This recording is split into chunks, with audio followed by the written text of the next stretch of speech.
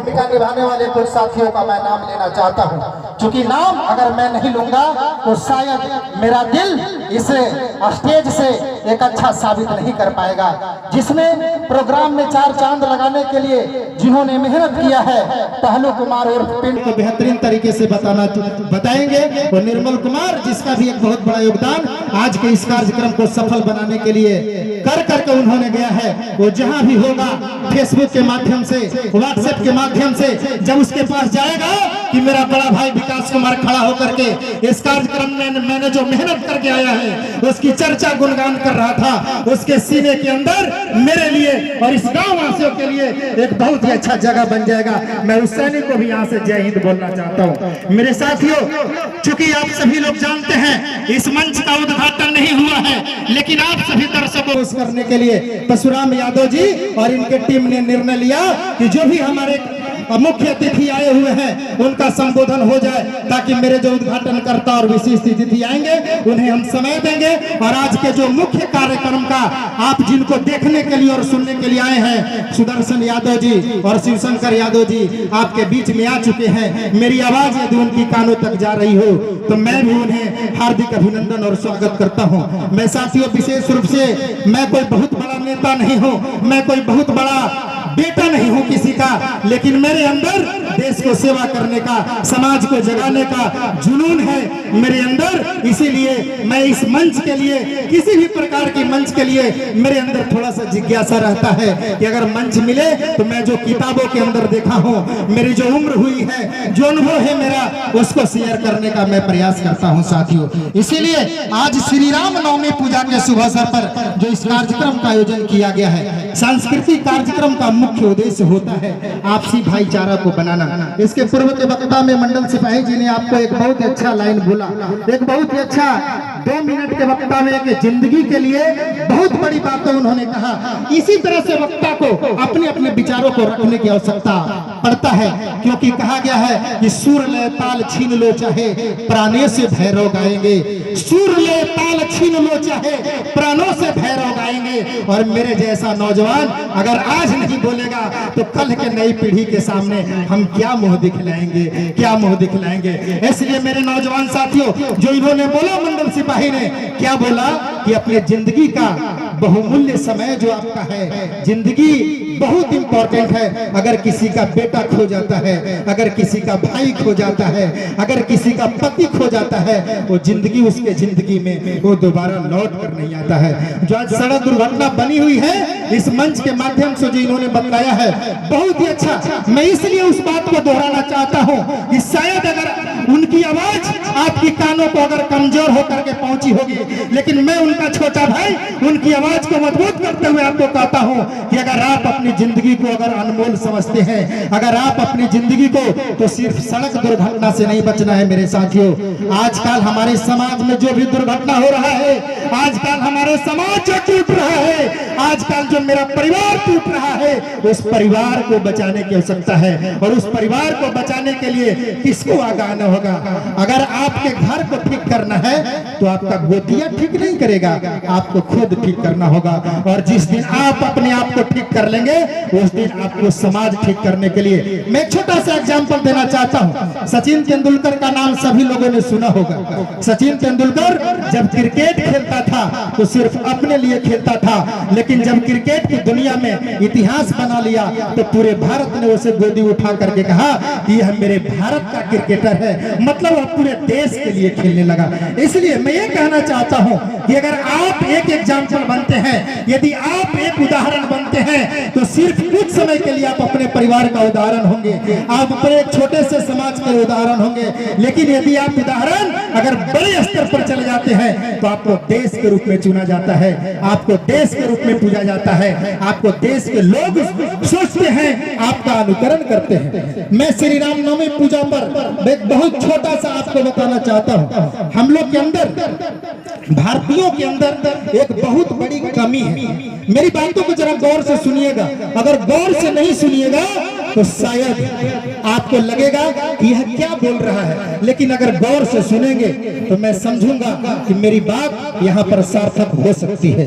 मैं कहना यह चाहता हूँ, मेरे अंदर क्या कमी है? हम बहुत जल्द किसी को भगवान मान लेते हैं। श्री राम किस रूप में अवतार लिए? मनुष्य के रूप में अवतार लिए। जब अपना घर छोड़ करके गए तो सिर्फ राम बन करके घर से बाहर निकले थे, लेकिन जब 14 वर्ष का वनवास काट करके जब घर पर आए थे तो मर्यादा पुरुषोत्तम श्री राम बन करके आए थे। मर्यादा पुरुषोत्तम, पुरुषों में उत्तम मर्यादा कहा जाता है। हम सभी एक धार्मिक प्रवृत्ति के लोग हैं। हम लोग जानते हैं अगर भगवान से अगर कोई दुआ मांगता है, कहता है हे शिव अगर मुझे मस्तिष्क, अगर विधाता अगर मुझे मस्तिष्क देना है तो शिव के जैसा दो, अगर हृदय देना है तो कृष्ण के जैसा दो, और अगर वचन और कर्म देना है तो श्री राम के जैसा दो। ये रामनवमी पूजा झंडा बदलने से नहीं होता है मेरे साथियों। मुझे राम को भगवान मानने से पहले उन्हें अपना आदर्श मानना है। आदर्श, भगवान की परिभाषा जानते हैं? गॉड की परिभाषा क्या होती है? भगवान उसे कहते हैं जिसकी बराबरी हम नहीं कर सकते हैं। What is God? God, the God, it means God is that things which not equal to the self in that equality of that work.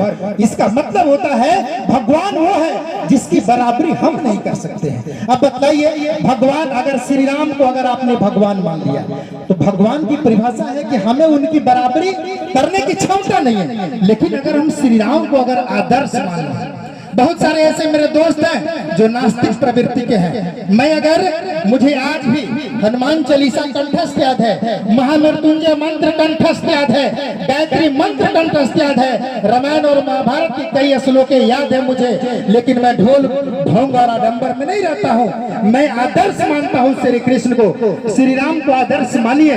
कैसे आदर्श मानिएगा बतलाइए? श्री राम ने कितना बड़ा त्याग किया। जब अपने घर से निकल रहे थे, सिर्फ वनवास की सजा सिर्फ राम को हुई थी, लेकिन पत्नी अपने पति के वियोग में उनके साथ जाने लगी। भाई लक्ष्मण उनके साथ जाने लगे। अब देखिए, अगर चाहते हैं कैकेयी जिस समय, मेरी बस खाली बातों को गौर करिएगा, मैं रामायण का निचोड़ आपको कुछ देना चाहता हूँ। विशेष रामायण पढ़ने की आवश्यकता नहीं है, ऐसे ऐसे मंच से यही आपको मिलेंगे। मैं एक छोटी सी बात आपको बताने जा रहा हूँ। ऐसे ऐसे और कई वक्ता यहाँ पर है जो हमसे उम्र में सीनियर है, जो हमसे बुद्धि में बड़े हैं। आपको एक एक बात बतलाया जाएगा, उसे गौर करने की आवश्यकता है। जब अगर श्री राम को आज राज के लिए क्या नहीं किया जा रहा है, आज कुर्सी के लिए क्या नहीं किया जा रहा है, कुर्सी के लिए दूसरे को यहाँ तक कि कत्ल किया जा रहा है, सरेआम उसकी बेइज्जती की जा रही है, और वही बेइज्जत करने वाला आदमी श्री राम को पूजा करता है रे वही आदमी। याद करिए, राम को आज रात्रि में मालूम है राम को कि मुझे कल सवेरे राज्याभिषेक मिलेगा, और सवेरे राज्याभिषेक नहीं मिलता है, सवेरे क्या मिलता है भैया? उनको 14 वर्ष का वनवास मिलता है, और उस एक आध दो दिन का वनवास नहीं, 14 वर्ष का वनवास। राम के पास इतना सामर्थ्य था, राम के पास इतनी शक्ति थी कि अगर वो अकेले चाहते तो कैकेयी को और जो भी उसके संकट थे उसको खत्म कर देते और स्वयं राजगद्दी पर बैठ जाते। लेकिन राम वो नहीं थे। राम को राज नहीं चाहिए था, राम को दुनिया का एक संदेश देना था कि अगर त्याग करना है, अगर तुमको राज्य की प्राप्ति करना है, बताइए उन्होंने राज्य को त्याग कर स्वतः ही अपने पिता के वचनों को पूरा करने के लिए, अपनी उनकी माँ को, सौतेली माँ को जो उनको पिता वचन दिए थे उनको पूरा करने के लिए, और वो वनवास की ओर खुशी खुशी चल गए। बहुत सारे ऐसे एग्जाम्पल बतलाइए। श्री राम ने क्या किया? एक राज्य का अंत किया। कौन राज्य? रावण राज्य। और एक दूसरा साम्राज्य का स्थापना किया था। कौन सा साम्राज्य? जिसको आज बोला जाता है राम राज हम लाएंगे। शायद बिहार में तो यूपी में ज्यादा चर्चा चलता है, राम राज्य हम लाएंगे। लेकिन मेरे भैया, वो राम राज्य धोखा के नाम पर जा रहा है। राम राज्य में क्या था? 4-3 दिन पहले ही रामनवमी मना। बहुत सारे ऐसे हम लोग वीडियो देख रहे हैं न्यूज के माध्यम से, जो दूसरे संप्रदाय के लोगों ने चोट पहुंचाने का काम किया। ये राम राज्य नहीं है मेरे भाई। राम राज्य का असली मैंने समझना है। ये श्री राम नवमी पूजा के शुभ अवसर पर मैंने अभी सुदर्शन यादव जी से जाकर के बात किया और बोला, आप मेरे समाज का एक आदर्श हैं, आप इस मगध के आदर्श हैं। इस मंच के माध्यम से आप समाज को जगाने का काम करिएगा। आप आज जो मेरा समाज टूट रहा है, बतलाइए। नीतीश कुमार चिल्ला चिल्ला के कह रहे हैं शराब मत पियो, यहाँ तक कह दिया कि जो शराब पीता है वो पापी होता है। कुछ लोग उनको गाली देना चालू कर दिया। नीतीश कुमार ने कहा, सही कहा, भले प्रशासन फेल है, शराब बंद नहीं हो रही है और न शराब बंद होगी। क्यों नहीं होगी? क्योंकि खाने पीने वाली की चीजें हैं। शराब इस धरती पर कुछ भी आया है, इस धरती पर जो कुछ भी आया है उसकी एक अपनी महत्वपूर्णता है, उसकी एक अपनी महत्वपूर्णता है, अपनी एक इम्पोर्टेंस है। उस चीज को आप गायब नहीं कर सकते हैं। अगर कोई कीड़ा है, मकोड़ा है, केचुआ है, सांप है, सबकी अपनी एक महत्वपूर्णता है। आप सांप को खत्म कर दीजिएगा, क्या लगता है यह जो हमारा पर्यावरण है यह गड़बड़ हो सकता है। इसलिए सांप को भी खत्म नहीं करना है, केचुआ है उसको भी खत्म नहीं करना है। मतलब मेरा कहने का क्या है, इस धरती पर जितनी भी चीजें आई हैं सबकी अपनी एक महत्वपूर्णता होती है और इसको हमको ध्यान में रखना है। तो शराब को अगर लाया गया था, किस लिए लाया गया था बताइए? दिन भर आदमी अगर काम कर रहा है, थक जा रहा है, शारीरिक थकावट से ज्यादा उसको कैसी थकावट हो रही है? मानसिक थकावट हो रही है। शराब अगर आदमी लेता है उसमें अल्कोहल की हल्का मात्रा रहती है, अगर पी करके सूत जाता हो तो उसे मानसिक थकावट से आराम मिलता है, इसके लिए था। लेकिन आपने क्या किया? इसका दुरुपयोग करने लगा, इसका बैड यूज करने लगा और जिसका परिणाम है कि आज इसे समाप्त करने के लिए आंदोलन चलाया जाएगा। इसलिए मेरे साथियों, मैं ये कहना चाहता हूं कि जो चीजें अगर बुरी है, अगर कोई कह रहा है कि यह खराब है, उस पर अमल करने की आवश्यकता है, उसको अपने जीवन में लागू करने की आवश्यकता है। अगर आप न करते हैं तो अपना खुद का नुकसान करते हैं। इसलिए मैं विशेष रूप से पुनः आप सभी जो यहाँ आए हैं उन सभी को ढेर सारी शुभकामना देता हूँ, बधाई देता हूँ। और मुख्य रूप से मैं एक ही बात कहना चाहूंगा कि अगर आपको समाज में परिवर्तन लाना है तो आपको शिक्षित बनना पड़ेगा। अगर आपको समाज में चेंजिंग लाना है तो आपको बदलाव करना पड़ेगा। और वो बदलाव की पहली ज्योति क्या है? शिक्षा। वो बदलाव की पहली ज्योति क्या है? शिक्षा। शिक्षा ही वो जो ज्योति है, शिक्षा ही वो ज्योति है जो समाज के अंदर, देश के अंदर परिवर्तन हो सकता है, परिवर्तन कर सकता है। इसलिए हम शिक्षित बनेंगे, मेरा परिवार शिक्षित बनेगा, मेरा समाज शिक्षित बनेगा। इसलिए शिक्षा के प्रति हमें विशेष जोर देना है।